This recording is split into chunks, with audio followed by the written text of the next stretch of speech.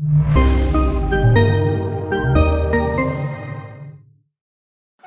సాయిబాబా జ్ఞానమూర్తి, వైష్ణవులకు విఠలుడు, శివభక్తులకు సాక్షాత్తు పరమేశ్వరుడు. బాబాకు శాంతమే భూషణం, మౌనమే అలంకారం. బాబా సారంలో సారాంశం వంటివారు, నశించిపోయే బాహ్యాంశాలపై అభిమానం లేనివారు. అట్టి శ్రీ షిరిడి సాయినాథుడి మొట్టమొదటి దేవాలయం ఎక్కడ ఉంది అనే విశేషాలు ఈరోజు మనం తెలుసుకుందాం.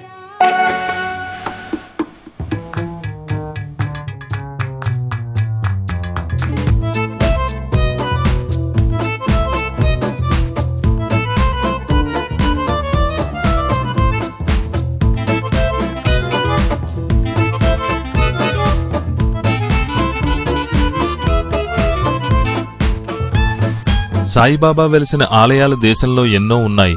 అయితే సాయిబాబా వెలిసిన ప్రపంచంలోనే మొట్టమొదటి ఆలయం ఇదే అని చెబుతూ ఉంటారు. ఇంకా ఒక నాస్తికుడు బాబాకి ఇక్కడ ఆలయాన్ని నిర్మించడం పెద్ద విశేషం. మరి ఎన్నో విశేషాలు ఉన్న ఈ ఆలయం ఎక్కడ ఉంది?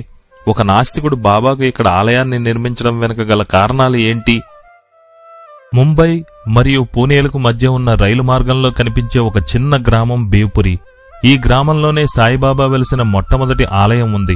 ఇక్కడ 1916లో ఈ ఆలయం నిర్మించినట్లు తెలుస్తోంది. కేశవ రామచంద్ర ప్రధాన్ అనే ఒక నాస్తికుడు ఈ ఆలయాన్ని నిర్మించాడు. ఇక కేశవ రామచంద్ర ప్రధాన్ అనే అతను ఒక సాధారణ గుమాస్తా. ఈయన ముంబైలో నివసించే ఒక పార్సీ వర్తకుడి వద్ద పనిచేస్తూ ఉండేవాడు. రామచంద్రకి ఒక స్నేహితుడు ఉండేవాడు. ఇక రామచంద్ర స్నేహితుడు తనతో కలిసి షిరిడీకి రమ్మని ఎప్పుడూ ప్రాధేయపడుతూ ఉండేవాడు. కానీ చిన్నప్పటి నుంచి దేవుళ్లను, మహత్యాలను నమ్మకం లేని ప్రధాన్ స్నేహితుడి మాటలను లెక్క చేసేవాడు కాదు. అయితే చివరికి ఒకసారి షిరిడీకి వెళ్లేందుకు ఒప్పుకున్నాడు రామచంద్ర. కాకపోతే తాను సత్రంలోనే ఉండిపోతానని, బాబా ఉన్న మసీదులోకి అడుగు పెట్టనని షరతు పెట్టాడు. షరతుకి అంగీకరించిన స్నేహితుడు రామచంద్రని సత్రంలోనే ఉంచి తాను మాత్రం హారతి వేళ బాబాను దర్శించుకునేందుకు వెళ్తాడు. హారతి మొదలైంది. మధురమైన హారతి పాట, లయబద్ధమైన సంగీతము మసీదు నుంచి వినిపిస్తోంది. ఆ శబ్దాలకు అతని కాళ్లు నిలవలేదు. అప్పుడు రామచంద్ర తనకు తెలియకుండానే నడుచుకుంటూ మసీదులోకి అడుగుపెట్టాడు. అడుగుపెట్టడమే కాకుండా అక్కడ ఉన్న బాబాని చూసి మైమర్చిపోయాడు. ఆ మరుపులోనే ఆయన వద్దకు వెళ్లి నిల్చున్నాడు. రామచంద్రుని చూసి బాబా తన అలవాటు ప్రకారం దక్షిణ అడిగారు. ఆ సమయంలో తన యజమాని కోసం వసూలు చేసిన 2500 రూపాయలను తీసి మారు మాట్లాడకుండా బాబా చేతిలో ఉంచుతాడు. ఆ తరువాత రామచంద్ర తిరిగి తన సత్రానికి చేరుకున్నాక అసలు ఏం జరిగిందో ఆయన మనసుకి తోచలేదు.